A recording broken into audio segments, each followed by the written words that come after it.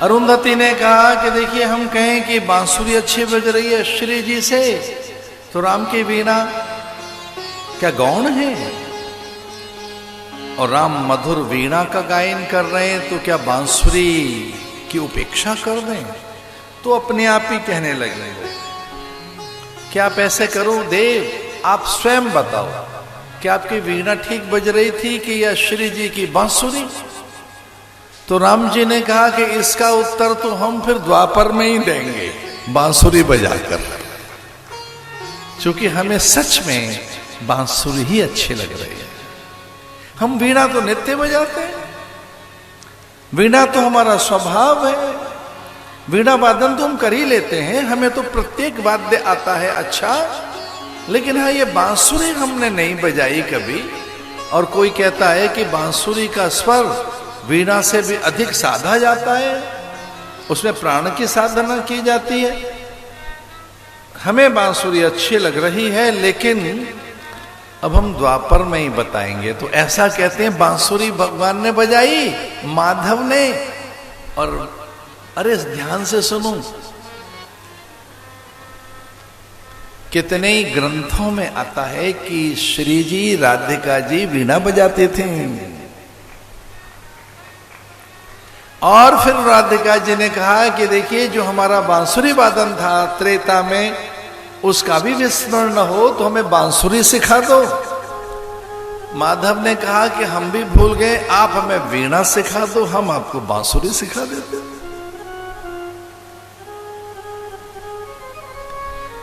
भावराज जी की बात है।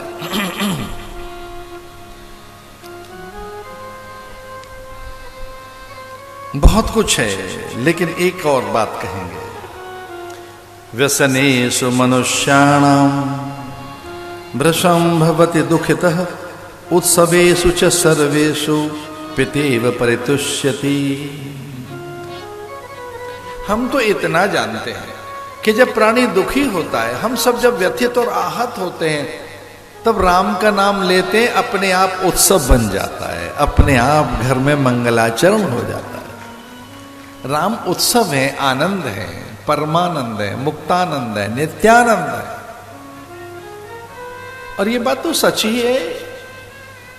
जब भगवान के उत्सव किए जाएंगे, भगवान की छड़ी लेके निकलोगे, ध्वजा लेके निकलोगे, जब भगवान का निशान लेके निकलोगे, कितना आनंद है भाई उसमें। हाँ, एक आनंद घर के उत्सव का भी है, पर उसमें स्पर्धा होती है किसने कौन से वस्त्र आभूषण पहन रखे हैं। जब आप घर के उत्सव करते हैं, उन उत्सवों में एक रजोगुण आ जाता है, कई बार असूया आ जाती है, ईर्ष्या आ जाती है। ऐसा पहन रखा है इन्होंने, ऐसे आभूषण, ऐसे वस्त्र, ऐसे परिधान, ऐसे वाहन में आए, ऐसे दिख रहे हैं, अगली बार हम भी ऐसे ही करेंगे। कभी कभी उत्सवों में असूया आ सकती है, ईर्ष्या आ सकती है, द्वेष आ सकता है, दूरियां आ सकती हैं, अभिमान आ सकता है। और जब स्पर्धा आएगी तो दिखावा आ ही जाएगा कि चलो हम भी करके दिखाएं।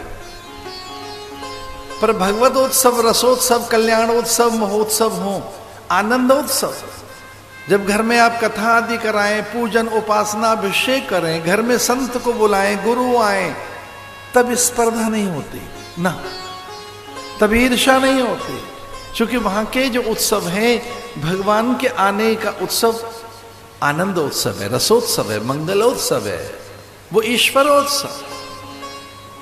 इसलिए राम क्या है? राम उत्सव है।